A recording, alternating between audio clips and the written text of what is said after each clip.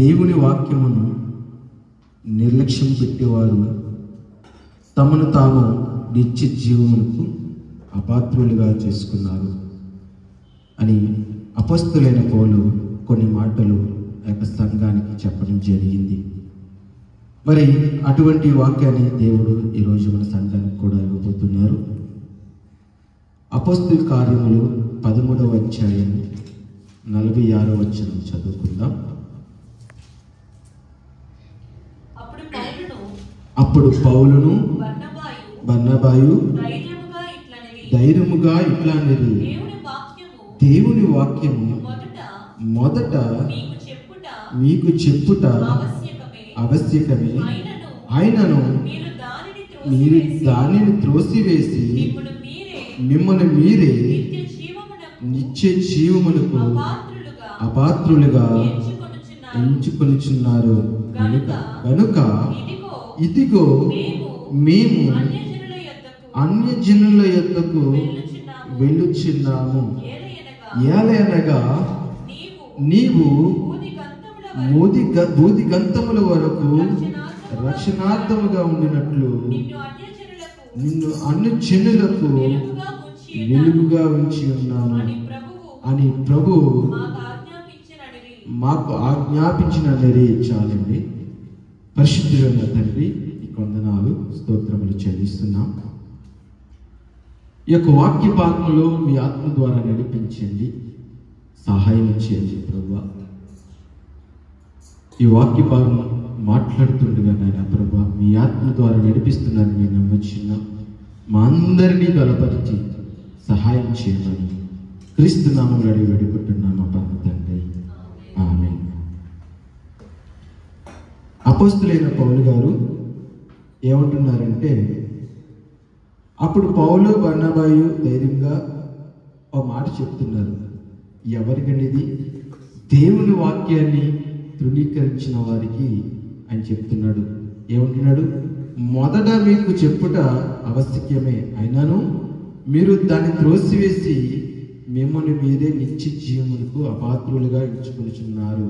కనుక ఇదిగో మేము అన్యజనులు ఎందుకు వెలుచున్నాం అంటే, ఈరోజు వాక్యం చెబుతున్న సేవకుల విషయంలో కానీ విశ్వాసులు కానీ ఒక వాక్యాన్ని ఎంతగానో మరి వారు ప్రార్థన ద్వారా లేకపోతే దేవుడిచ్చిన ప్రేరేపణ ద్వారా వాక్యం చెబుతున్నప్పుడు సంఘాల్లో చాలా మంది విశ్వాసులు ఏం చేస్తారంట, పండగ క్రైస్తవులను ఆదివారపు క్రైస్తవుల్లా ప్రవర్తిస్తున్నారు. ఎందుకంటే మన సంఘానికి వచ్చింది దేనికోసమండి? వాక్యాన్ని నేర్చుకోవడానికి. అలాగే దేవుడు ఈ యొక్క ఆదివారం మనతో ఏం మాట్లాడుతున్నారో అనే విషయాన్ని మనం గమనించుకుని రావాలి. చాలా సందర్భంలో మనం కొన్ని ఇబ్బందులకి గురవుతున్నప్పుడు, మన మనసు మానసికంగా కృంగిపోతున్నప్పుడు ఏమవుతుందంటే, దేవుని మందిరానికి వెళ్ళి ప్రభువా, నా మనసు చాలా మానసికంగా కృంగిపోతున్నాను, మరి నాతో మాట్లాడవా అని కొన్ని సందర్భాల్లో ఒక విశ్వాస ప్రార్థన చేశారనుకోండి. అప్పుడు ఏమవుతుంది? దేవుడు ఎలా మాట్లాడతాడు? కళల ద్వారా మాట్లాడతాడు, స్వప్నముల ద్వారా మాట్లాడతారు. అలాగే ఆ దేవుడు ఏర్పాటు చేసుకుంటున్న ఆ యొక్క యాజకుల ద్వారా, సేవకుల ద్వారా కూడా వాక్యము ద్వారా మాట్లాడతాడు. సేవకులు నిలబెట్టుకుని మాట్లాడతారు. అయితే ఈ అపొస్తలుడైన పౌలు ఎవరికి చెప్తా, ఫస్ట్ మీకే చెప్తున్నాను, కానీ ఎవరికి మీకు చెప్తున్నాడు? ఎవరికండి? దేవుని బిడ్డలకే ఆయన వాక్యాన్ని బోధిస్తున్నారు, ఆయన దేవుని బిడ్డలకి చెప్తున్నారు. అయినప్పటికీ కూడా వారు ఏంటండి, వారు ఆ యొక్క వాక్యాన్ని త్రోసివేసి వారు ఏం చేస్తున్నారంట? పాపంలో పడిపోతున్నారంట. పాపంలో పడిపోతున్నారు కాబట్టి వారు ఏంటండి, వాక్యాన్ని వినకుండా వారు ఏం చేస్తున్నారంట? జీవిస్తున్నారంట. వాక్యాన్ని వినకుండా జీవిస్తున్నారు కాబట్టి వారు పాపంలోకి వెళ్ళిపోతున్నారు, నిత్య జీవంలోకి వెళ్ళడం లేదు. అందుకని అంటున్నాడు దేవుడు, ఏమంటున్నాడంటే, నాకు దేవుడు నాతో మాట్లాడిన సంగతులు మీకు చెప్పకపోయినా నేను ఎవరికి చెప్తున్నానండి? అన్యజనుల యొద్దకు వెళ్ళుచున్నాను అంటున్నారు. ఈ రోజు వాక్యము దేవుణ్ణి తెలుసుకున్న వారికి కాకుండా తెలియని వారికి వాక్యం చెప్తే అది ఫలము దొరుకుతుందంట. వారు కూడా మారు మనసు పొందుతున్నారంట. ఎందుకంటే మన సువార్తను ఎక్కడ ప్రకటించాలండి? సంఘాల్లో ప్రకటించాలా, లేకపోతే అన్యులలో ప్రకటించాలా? అపొస్తలుడైన పౌలు ఎక్కడ ప్రకటించాడండి? సంఘాలకు ప్రకటించాడా, అన్యజనులకు ప్రకటించాడా? ఆయన సువార్త అన్యజనులకు ప్రకటించాడు. అందుకని అంటున్నాడు కదా, చూడండి 47వ వచనము, బూది గంతముల వరకు రక్షణార్థముగా ఉండినట్లు నిన్ను అన్ని జనులకు వెలుగుగా ఉంచి ఉన్నాను అని అనేది ఎవరు చెప్పారండి ఈ మాటలు? అన్యులకు చెప్పారంట. అన్ని జనులు ఆ మాట విని సంతోషించి దేవుని వాక్యమును మహిమపరచి మరియు నిత్య జీవులకు నిర్ణయింపబడిన వారందరూ విశ్వసించారంట. ఈరోజు మన సువార్త ఇక్కడ ఎవరైతే ఉన్నామో వారందరూ కూడా మన సువార్త ఎవరికంట? దేవుని తెలుసుకున్న వారికి కాదు మన సువార్త కావాల్సింది. దేవుని తెలియని వారికి, దేవుడి మాటలు తెలియని వారికి, దేవుడి గురించి ఎరగని వారికి మన సువార్త ఉండాలి. అప్పుడే మనము చేసే సేవ, మనం చేసే ఏదైతే ఉందో అప్పుడే అది ఇంకా బలపడుతుందని చెప్పి దేవుడు ఈరోజు మనతో మాట్లాడుతున్నాడు. అలాగే చూడండి, దేవుని వాక్యాన్ని పక్కన పెట్టిన వారికి ఏమవుతుందో ఒకసారి చూద్దాం. సామెతల గ్రంథము 28వ అధ్యాయము, సామెతల గ్రంథము 28వ అధ్యాయము 4వ వచనం చదువుకుందాం.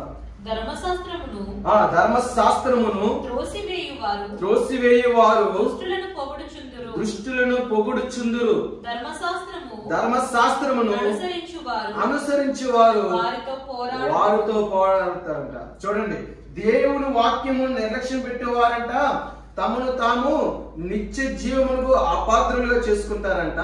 రెండవది ఏంటి? ధర్మశాస్త్రం అంటే దేవుని వాక్యాన్ని త్రోసివేయేవారు ఎవరిని పొగుడతారంట? దృష్టిని పొగుడతారంట. దేవుని వాక్యాన్ని అనుసరించేవారు ఎవరితో పోరాడతారంట?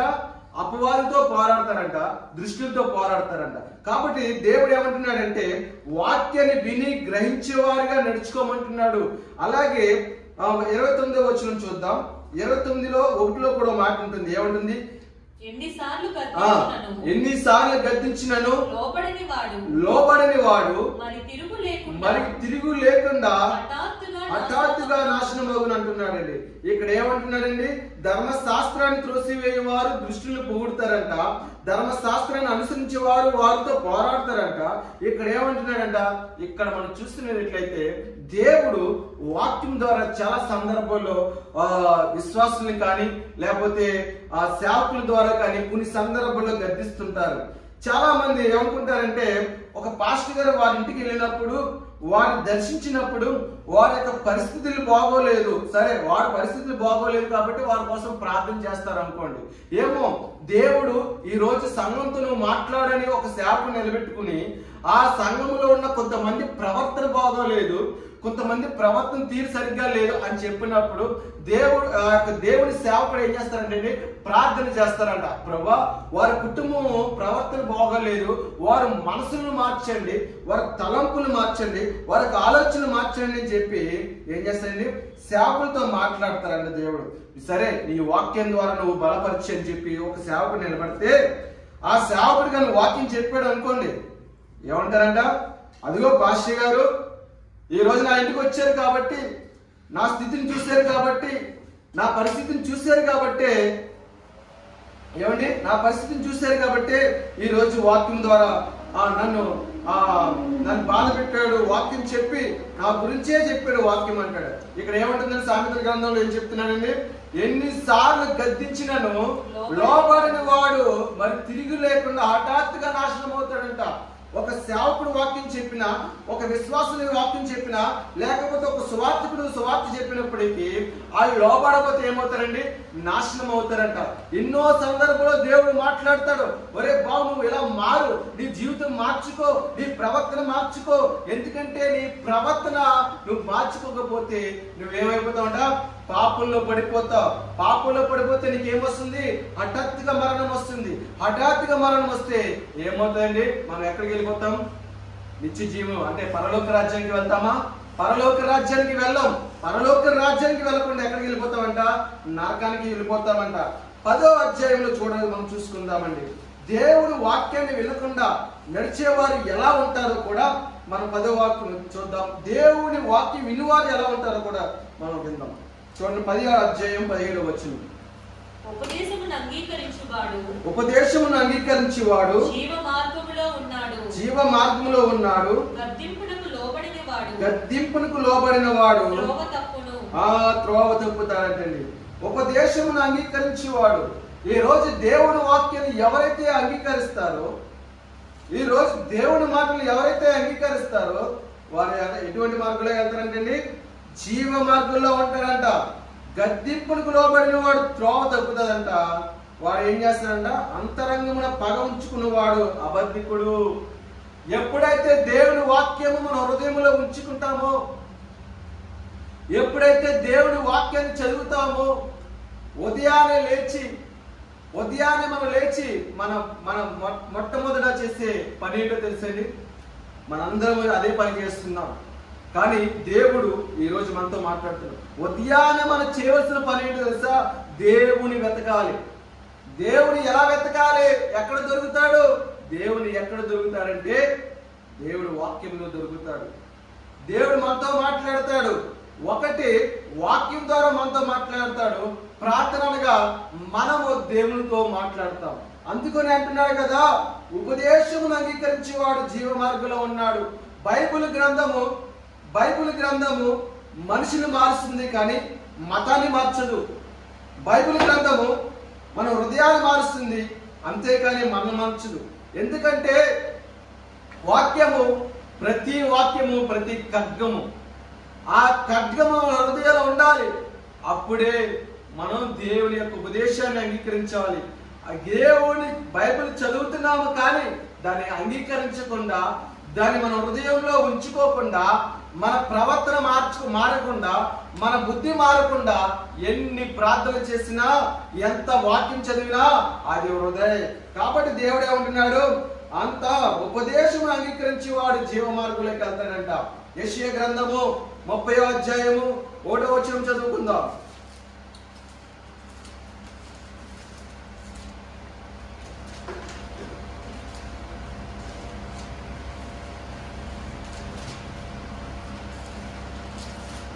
యెహోవా వాక్కు ఇదే, లోబడిన పిల్లలకు శ్రమ, పాపమునకు పాపము కూర్చుకున్నట్లు వారిని అడగక ఆలోచన చేస్తారంటండి. నా ఆత్మ నియింపని సంధి చేసుకుందురు. వారి నా నోటి మాట విచారణ చేయక పరో బలము చేత తమను తాము బలపరుచుకున్నట్టుకు ఐగుప్తు నీడను శరణ చచ్చుటకు ఐగుప్తునకు ప్రయాణం చేయుదురు. ఏమండి, ఇక్కడ ఏమంటున్నాడు? యెహోవా వాక్కు ఇదే, ఎవరికి లోబడిన పిల్లలకు శ్రమ అంటున్నాడు. ఎవరికి లోబడిన పిల్లలకి? దేవునికి లోబడిన పిల్లలకి శ్రమ అంట. వాళ్ళు ఏం చేస్తారంట? పాపానికి పాపము కూర్చుకుంటున్నారంట. ఈ రోజు ఒక పాపం చేస్తే ఆ పాపానికి ప్రాయశ్చిత్తగా దేవుడి దగ్గరకు వచ్చి, ప్రభువా ఈ విషయంలో నేను పాపం చేశాను. ఏమిటి, మానవుడు పరిశుద్ధుడే కదా? పరిశుద్ధుడైతే కాదు. ఏదో ఒక రూపంలో పాపం చేస్తాడు, ఏదో ఒక రూపంలో దోషం ఉంటది. అయినప్పటికీ కూడా మనం ప్రతిరోజు కూడా మన హృదయాన్ని కడుక్కోవాలి. ఎందుకంటే ఏమంటున్నాడైనా? పాపమునకు పాపము కూర్చుకుంటున్నాడు. ఈ రోజు పాపం చేస్తాడు అనుకోండి, నేను పవిత్రుని, నేను పాపం చేయలేదు, నేను ఇలాగే జీవిస్తాను, నేను దేవుళ్ళో ఎక్కువ వాడబడుతున్నాను అనుకుంటారే కానీ మనం చేసేది ప్రతిరోజు పాపమే. మన మాటల్లో పాపము, మన చేతల్లో పాపము, మన చేసే పనిలో పాపము, మన ఆలోచనల పాపము, మన తలంపు పాపము, మన నడవడిక పాపము, మన మాటలు అనేక మాటలు మాట్లాడుతున్నప్పుడు కూడా ఆ మాటల్లో కూడా దోషం ఉంటదంట. ఏమండి, ఆ ఎక్కడుంది వాక్యము? మన మాటల్లో వాక్యము ఉంటుంది. సామెతల గ్రంథములు అనుకుంటా మన మాటల్లో దోషము ఉండక మానదంటున్నాడు. కాబట్టి మన మాటల ద్వారా అనేక పాపములు చేస్తాం. ఎందుకంటే కొన్ని సందర్భంలో చూడండి, ఎవరైనా మమ్మల్ని తిట్టాడు అనుకోండి, మనం ఏం చేయాలి తెలుసా? వాడు నన్ను తిట్టాడు, వాడు నాశనం అయిపోవాలి అని తిట్టే అది పాపమా పాపము కాదా? అది పాపమే. కాబట్టి వాడు మనం తిట్టాడు అనుకోండి, మన శత్రువులు అనుకోండి, మనం ఏం చేయాలి? ఆడి నుంచి మనం స్తుతించాలి. ప్రభువా, ఆ వ్యక్తి, ఆ బ్రదర్ నుండి నాకు శ్రమ వచ్చింది, దీన్ని బట్టి నేను స్తుతిస్తున్నాను. ఎందుకో తెలుసా?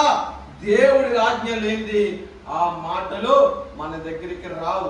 అందుకునే కొన్ని సందర్భంలో పాపము అంటే మాటల ద్వారా పాపము వస్తుంది. పాపమునకు పాపము కూర్చుకున్నట్లుగా వారు నన్ను అడగక ఆలోచన చేయదురని. ఏం అడగాలండి?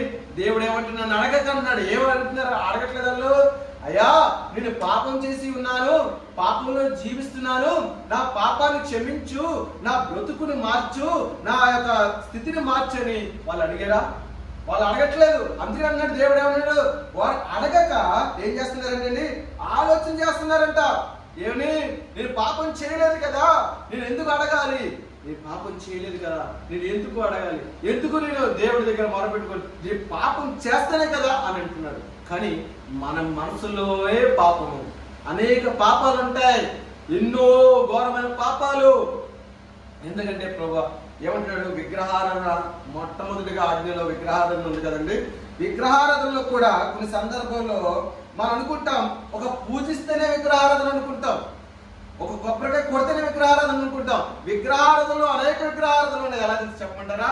ఒక మనిషిని ఎక్కువగా ప్రేమించిన విగ్రహారాధనే, ఒక మనిషిని ఎక్కువగా ప్రేమించిన విగ్రహారాధనే, ఒక ఆస్తిని ఎక్కువగా ప్రేమించిన విగ్రహారాధనే, ఓ డబ్బుని ప్రేమించిన విగ్రహారాధనే, ఒక కారుని ప్రేమించిన విగ్రహారాధనే, అనేక విగ్రహారాధనలు. ఏమంటున్నాడు?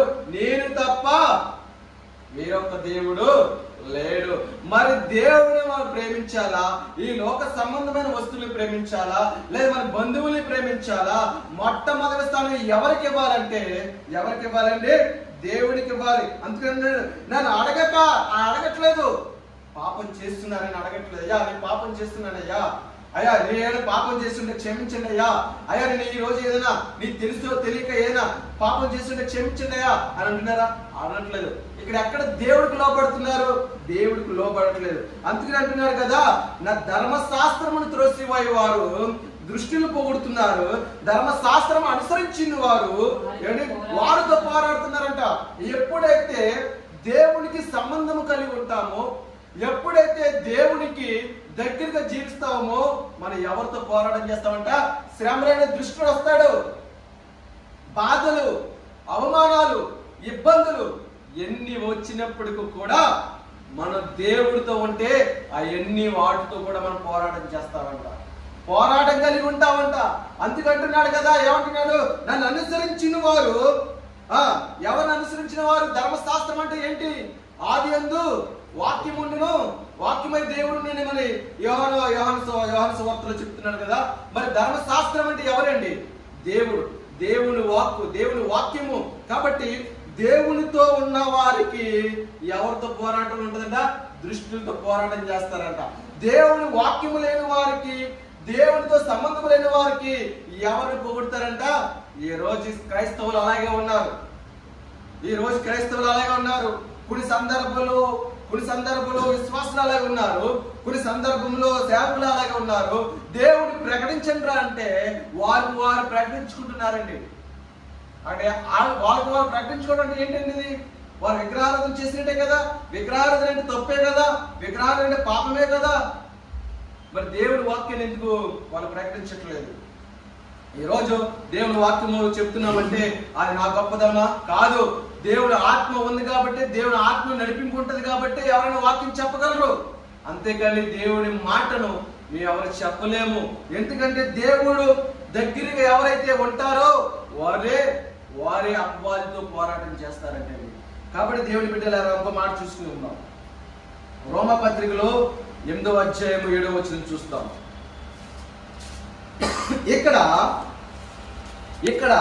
దేవుని వాక్యాన్ని అనుసరించిన వారు, దేవుని మాటను అనుసరించిన వారు ఎవరితో పోరాటం చేస్తున్నారంట? శరీరానుసారమైన జీవితం కలిగి ఉంటున్నారంట. చూడండి అమ్మా, 8వ అధ్యాయం 7వ వచనం. ఏలైనగా శరీరానుసారమైన మనసు చూసారండి దేవుని వాక్యం ఏం సెలవిస్తుందో. ఏమంటున్నాడు? శరీరానుసారమైన మనసు దేవునికి విరోధమై ఉందంట. శరీరానుసారమైన మనసు ఏంటి? మన శరీరంలో అనేక కోరికలు ఉంటాయి. మనం ఇది చెయ్యాలి, మనం అది చెయ్యాలి, మన తలంపు ఇది, మన ఆలోచన ఇది. ఈ రోజు మనం మంచి భవిష్యత్తులో మనం ఎలా ఉండాలి, మంచి భవిష్యత్తులో ఎలా ఉండాలని మనం కోరుకోకలేదు. మనం పుట్టించిన దేవుడు, మనల్ని సృష్టించిన దేవుడు మనకి ఏ భవిష్యత్తు కావాలో ఆయనకి తెలుసు. దేవునికి స్తోత్రం, హల్లెలూయా. కాబట్టి ఏమంటున్నాడంట? శరీరానుసారమైన మనసు మరణము. చదవనమ్మా. ఏలైనగా శరీరానుసారమైన మనసు దేవునికి విరోధమై ఉన్నది, అది దేవుని ధర్మశాస్త్రమునకు. ఇక్కడ రెండో మాట కూడా దేవుడు చెప్తున్నాడు. ఏమంటున్నాడండి? దేవుని ధర్మశాస్త్రమునకు లోపడదంట. ఎవరి మనసు? మన యొక్క శరీరానుసారమైన మనసు దేవునికి విరోధే ఉంది. అది దేవునికి లోబడకుండా ఏం చేస్తుందంట? పాపంలోకి వెళ్ళిపోద్దంట. మరి ఈ రోజు వాక్యము చదువుతున్నాము, వాక్యాన్ని వింటున్నాము, ప్రార్థన చేసుకుంటున్నాము. మన జీవితాలు ఎలా ఉన్నాయి, మన బ్రతుకులు ఎలా ఉన్నాయో మరొకసారి పరీక్షించుకోవాలి. నేను చాలా సందర్భాల్లో చాలా మందికి సువార్త ప్రకటించినప్పుడు ఒకటే అంటారు, బ్రదర్ నీకు ఎప్పుడు చూసినా డబ్బుల గురించి మాట్లాడదని నేను ఒకటి అంటారు. ఎప్పుడు ఉంటామో ఎప్పుడు చచ్చిపోతామో తెలియదు. దానికోసము మనం ఎందుకు డబ్బుల కోసం ఆరాటపడాలి, ఎందుకు ఆస్తి కోసం ఆరాటపడాలి? ఈ రోజు ప్రభు వస్తే, ప్రభు వచ్చి మనందరినీ తీసుకెళ్ళిపోయాడు అనుకోండి, ఈ ఆస్తులు అంతస్తులు ఇక్కడ ఉంటాయా? మనతో వస్తాయి పరలోకానికి. మనం సంపాదించవలసింది ఏంటంటే తెలుసా? పరలోకంలో మనం సంపాదించాలి, పరలోక ధర్మం మనం సంపాదించాలి, పరలోకంలో ఉన్న ఒక స్థలాన్ని మనం సంపాదించాలి. కానీ ఈ భూలోక సంబంధమైన స్థలము, ఈ భూలోక సంబంధమైన ఆస్తులు, ఈ భూలోకమైన ఆలోచనలు, ఈ భూలోకమైన తలంపులు ఏది కూడా మనకు అవసరం లేదు అంటున్నాడు కదా. ఆయన ఏమంటున్నాడు చూడండి, దేవుని ధర్మశాస్త్రమునకు లోబడదు. ఎప్పుడు? శరీరానుసారమైన మనసు ఎప్పుడైతే మనం కలిగి ఉంటామో అది కనబడదు. ఆ పైన చూసినట్లయితే 6వ వచనం చూసినట్లయితే ఏమంటుంది చూడమ్మా. 6వ వచనం, ఆత్మానుసారమైన మనసు జీవమును సమాధానమునై ఉన్నది. శరీరము ఆత్మ. ఏంటి ఆత్మ? దేవుని ఆత్మ. దేవుని ఆత్మగా జీవిస్తే ఏం పొందుతామండి? జీవమును సమాధానమై ఉన్నదంట. చూసారండి? శరీరానుసారమైన మనసు మరణము, ఆత్మానుసారమైన మనసు జీవములోకి నడిపిస్తుందండి. శరీరానుసారమైన మనసు ఇందాక చెప్పుకున్నట్టే, ఆత్మానుసారమైన మనసు జీవమునకు పాత్రులు, అంటే పరలోకానికి రాజ్యానికి వాసులుగా నడిపిస్తారు. దేవునికి స్తోత్రం, హల్లెలూయా. కాబట్టి దేవుని బిడ్డలారా మనం ఏం చేయాలంట? దేవుని సంబంధమైన బిడ్డలుగా ఉన్నామా? ఇంకా ఇప్పుడు కూడా మన ఆత్మ సంబంధమైన బిడ్డలుగా ఉన్నామా? లేకపోతే ఇంకా శరీరసారమైన సంబంధమైన బిడ్డలుగా ఉన్నామో మనం పరీక్షించుకోవాలి ఈ సమయంలో. ఎందుకంటే అది శరీరానుసారమైన సంబంధము మనసు దేవునికి విరోధమే ఉన్నది. ఈ రోజు మనం చేస్తున్న పనులు కానీ, సేవలో కానీ, పరిచర్యలో కానీ, లేకపోతే ఉద్యోగంలో కానీ, లేకపోతే ఏదో ఒక పనిలో మనం ఎవరికి శరీరానుసారమైన మనసు కలిగి ఉన్నామా పనుల్లో? లేతే ప్రభువా ఇది నీ చిత్తమేనా? నీ చిత్తం ప్రకారం నడుస్తుందా? నీ చిత్త ప్రకారం జరుగుతుందా? ప్రభువా ఇది నీ చిత్త ప్రకారం అయితే నడిపించు. నీ చిత్తము ఏదైతే ఉందో ఆ ప్రకారమే ఈ పని విషయంలో మమ్మల్ని జ్ఞాపకం చేసుకోండి. చూడండి, చాలా సందర్భంలో ఒక క్రైస్తవ వాళ్ళని చూస్తానండి. ఒక తెలిసిన సిస్టరే, ఆవిడ చాలా సందర్భంలో వారి జీవితంలో నేను చూసిన 3 సంఘటనలు నేను చూశాను. మొదటి, ఆవిడకి ఆశీర్వాదం కావాలంటే దేవుని మందిరానికి వస్తుంది. ఆశీర్వాదం పొందిన తర్వాత నేను చాలా సందర్భంలో ఆ సిస్టర్ కనిపించేవారు కాదు. పిఎం పాలన సంఘంలో కనిపించకపోతే ఆవిడ కష్టాల్లో ఉన్నప్పుడు మాత్రం త్వరగా వేకుజామున వచ్చినట్టు త్వరగా మొట్టమొదటి స్థానం ఆవిడకే ఉండేది. ఆ మందిరంలో అక్కడ కూర్చుండేది. మొట్టమొదటి ఆవిడే వచ్చేది. అయితే ఎందుకో ఆవిడ కష్టాలు అనుభవించింది, బాధలు అనుభవించింది. అప్పుడు దేవుడి ప్రభువా నీ చిత్తం ఏమైతే ఉందో ఆ ప్రకారం నేను నడిపించుకో ప్రభువా, నీ చిత్తం ఏదైందో అది జరిపించు ప్రభా నా కుటుంబానికి అని చెప్పి చాలా సందర్భంలో ప్రార్థన చేయడం నేను విన్నాను. అయితే దేవుడు పాపం ఆశీర్వదించాడు, వారి కుటుంబాన్ని బహుగా దీవించాడు. ఎందుకంటే అప్పుల పాల నుంచి ఆ ఆస్తిని అమ్ముకోవాలనే స్థితిలోంచి దేవుడు అప్పుల సమస్య నుంచి విడిపించాడు. తన ప్రార్థన చేసిన ప్రార్థన. అయితే ఆ ప్రార్థన చేసినప్పుడు ఆవిడ కొన్ని సందర్భంలో ఏంటి సిస్టర్ 2-3 వారాలు చర్చికి రావడం మానేసినప్పుడు ఏంటి సిస్టర్ మీరు చర్చికి రావడం ఎందుకు రావడం లేదంటే, లేదు బ్రదర్ ఈరోజు నాకు చాలా వర్క్ ఉంది, ఆఫీస్ ఉంది, అందుకని రాలేకపోతున్నాను. అదేంటి సిస్టర్, ఈ రోజు నువ్వు ఉద్యోగం చేస్తున్నావంటే దేవుడిచ్చిందే కదా, మరి దేవుడిచ్చింది ఎందుకు నువ్వు ఆదివారం సమయాన్ని ఎందుకు రాలేకపోతున్నావు? ఏమో బ్రదర్ నాకు తెలియట్లేదు, ఎందుకంటే ఉద్యోగంకి వెళ్ళకపోతే ఆ ఉద్యోగం పోతుంది కదా. ఆ తర్వాత ఆవిడ రాను సంఘానికి దూరం అయిపోయింది. సంఘానికి దూరం అయిపోయి మళ్ళీ కష్టాల్లో అనుభవించింది. ఉద్యోగం కూడా పోయింది. ఎందుకంటే ఆ యొక్క సిస్టర్ యొక్క తలంపు ఎక్కడుందండి? శరీరానుసారమైన సంబంధమే కలిగి ఉంది. ఆస్తిని సమకూర్చుకోవాలి, ఒక మంచి భవిష్యత్తు ఇవ్వాలి, మంచిదే కాదంటలేదు. కానీ దేవుడికి ఇవ్వాల్సిన సమయము దేవునికి మనము ఇవ్వాలి. ఈ రోజు దేవుడికి ఇవ్వాల్సిన సమయం దేవుడికి ఇవ్వకుండా ఈ లోక సంబంధమైన ఆశలతో, ఈ లోక సంబంధమైన మాటలతో వెళ్ళిపోతే మనం ఎవరితో ఉన్నామండి? ఎవరికి విరోధంగా నడుస్తున్నాము? దేవునికి విరోధంగా నడుస్తున్నాం. కాబట్టి దేవుడి బిడ్డలారా అక్కడ అంటున్నాడు, ఏమంటున్నాడు? 9వ వచనం చూద్దామండి. దేవుని ఆత్మ మీలో నివసించి ఉన్న యెడల మీరు ఆత్మ స్వభావము గలవారే గాని శరీర స్వభావము గలవారు కాలేరు కూడా. ఎందుకంటే దేవుని స్వభావం, ఎవరైతే దేవుని ఆత్మ మాలో ఉంటుందో, దేవుని ఆత్మ ఎలా ఉంటుందండి? దేవుని వాక్యం ద్వారా ఉంటుంది. దేవుని వాక్యం చదవాలి, దేవుని వాక్యం ద్వారా మనం బలపడాలి. చాలా సందర్భాల్లో మనం వాక్యం చదవకుండా, బైబిల్ చదవకుండా మందిరానికి వచ్చి ప్రార్థన చేస్తాం అనుకోండి, దేవుడు మాట్లాడతాడా? మాట్లాడ్డా. నువ్వు ఎంత ప్రార్థన చేసినా జవాబు రాదు. అలాంటప్పుడు దేవుడు వాక్యాన్ని చదివి 1 గంట వాక్యాన్ని చదివి 1 గంట ప్రార్థన చేస్తే ఏమవుతుందండి? దేవుడు వాక్యం ద్వారా మనతో మాట్లాడతాడు.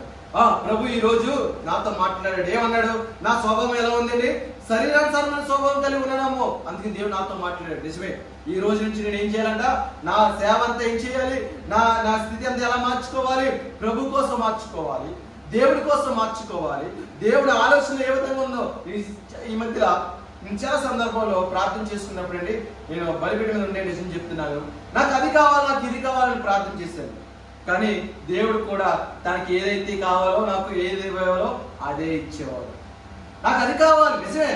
నేను బిల్డింగ్ మా నేటివ్ ప్లేస్ లో యానంలో 2nd ఫ్లోర్ వేయాలని ఎంతో ఆశ కలిగి ఉన్నాను. ప్రభా 2nd ఫ్లోర్ వేయాలి, మంచి డూప్లెక్స్ హౌస్ కట్టాలి ప్రభా అన్నాను. నా దగ్గర డబ్బులు లేవు, కానీ దేవుడిని అడుగుతున్నాను. ఆశపడడం తప్పు లేదని అడుగుతున్నాను, కానీ అది నాకు విరోధం కనిపించింది. నేను ఎప్పుడు కూడా నా ఆస్తిని పెంచుకోవాలని చూస్తానే, కానీ దేవా నీ చిత్తం ఏదైతే ఉందో ఆ ప్రకారం నడిపించండి ఎప్పుడు లేదు. ఒక ఉదాహరణ చెప్పి ముగించేస్తానండి. నేను ఉద్యోగం చేస్తున్నప్పుడు డబ్బులు సంపాదించి స్థలాలు కొనాలనే ఆలోచన కలిగి ఉన్నాను.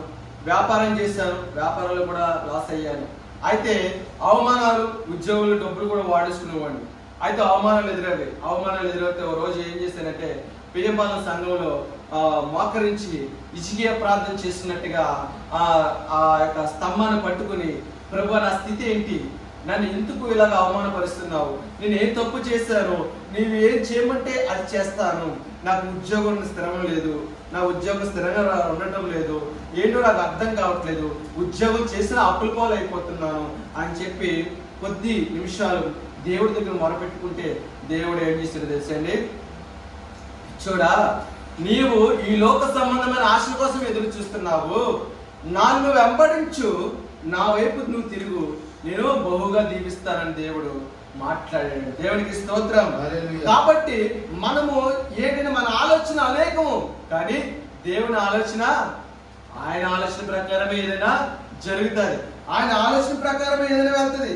దేవుని ఆత్మ మనలో లేనప్పుడు మనం ఏంటంటే ఈ లోక సంబంధమైన ఆలోచనలు కలిగి, అపవాద సంబంధమైన ఆలోచన కలిగి అనేక ఆలోచనలు బ్రతికేస్తాం. కానీ దేవుని ఆత్మ మనలో ఉంటే మనం ఏం చేస్తామంట?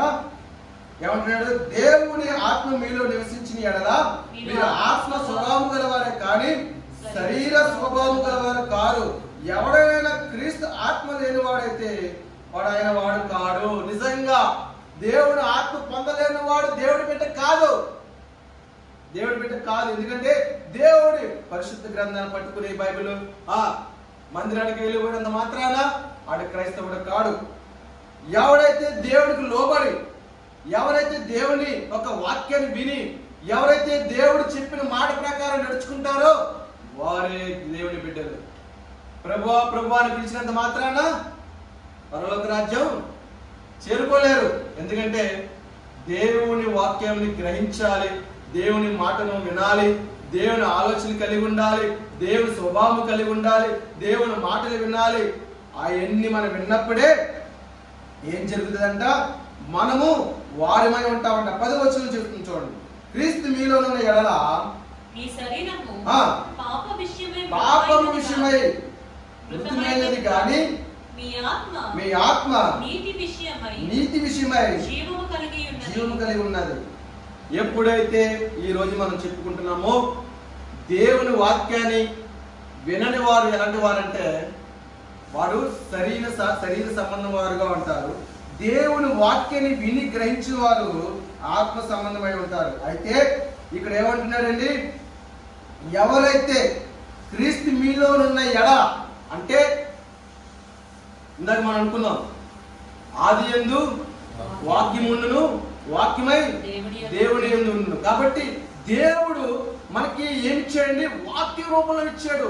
ఆ వాక్యాన్ని మనం వింటే అంటే క్రీస్తు మనలో ఉన్న ఎడల మనం ఏం చేస్తామండి? మన శరీరము ఏం చేస్తామండి? మన శరీరము పాపం విషయమై మృతమైనది కానీ మనం ఏం చేస్తామంటే మన ఆత్మ నీతి విషయమై మేము ఏం చేస్తాము? నీతి విషయమై జీవము కలిగి ఉంటాం. కాబట్టి దేవుని బిడ్డలారా వాక్యాన్ని ఒక ఖడ్గము, ప్రార్థన, దేవుని మాట, ఈ రెండు మన జీవితంలో ఉంటే ఖచ్చితంగా ఎన్ని శ్రమలు వచ్చినా, ఎన్ని అవమానాలు వచ్చినా, ఎన్ని బాధలు వచ్చినా, ఎన్ని ఇబ్బందులు వచ్చినా మనము ఎప్పుడు కూడా కృషించిపోము, బాధపడము. కాబట్టి దేవుని బిడ్డలారా మనందరము దేవుని వాక్యం వింటున్నాము, దేవుని మాటలు వింటున్నాము, దేవుని మాటలు చెప్తున్నాము, ఇలా ఉండాలి అలా ఉండాలని బోధిస్తున్నాము. కానీ మనము దేవుని బిడ్డగా ఇంకా వారికి దగ్గరగా ఉండాలి. ఎలా ఉండాలి? మన ప్రార్థన ఎలా ఉండాలి? ప్రభువా ఈరోజు నీ చిత్తము చేశానా, అయితే నీ చిత్తము కాకుండా ఏ పనులు నేను చేశానా, ఈ రోజంతా కూడా నన్ను క్షమించండి ప్రభువా అంటున్నాడు కదా. ఏమంటున్నాడు? యెషయా గ్రంథంలో 30వ ఏమంటున్నాడు? వారి పాపాన్ని కూర్చుకుంటున్నారంట, పాపం ఇంకా చేస్తూనే ఉన్నారంట వాళ్ళు. ఒకసారి చదువుకుని ముందుకు తీసుకున్నామండి. యెహోవా వాక్కు ఇదే, లోబడిన పిల్లలకు శ్రమ, పాపమునకు పాపము కూర్చుకున్నట్లుగా వారు నన్ను అడగక ఆలోచన చేస్తున్నారంట. కాబట్టి ఈ రోజు మనం ఆలోచన చేయొద్దు. మన ఆలోచన మన యావత్తు అంతా ఎవరి మీద ఉంచుదామండి? దేవుడి వైపు ఉంచుదాం. నిజమే ప్రభువా నేను పరిశుద్ధిగా ఉన్నానని అనుకుంటున్నాను, కానీ ఏదో చిన్న పొరపాటు చేస్తుంటే నేను క్షమించు ప్రభా, ఆ పాపం నుంచి మమ్మల్ని విడిపించు ప్రభా, ఆ తలంపు నుంచి మమ్మల్ని విడిపించు ప్రభా, ఆ యొక్క ఆలోచన నుంచి మమ్మల్ని విడిపించు. మా ఆలోచన అంతా కూడా వాక్యము ద్వారా ఉండాలి, మా ఆలోచన అంతా కూడా ప్రార్థనలో ఉండాలి, మా ఆలోచన అంతా కూడా నీ వైపు ఉండాలి, మా ఆలోచన అంతా కూడా నిన్ను తలుచుకునే బ్రతకాల యొక్క ఆలోచన మాకు దయచేయండి ప్రభా అని ప్రార్థన చేసుకుందాం. స్తోత్రం.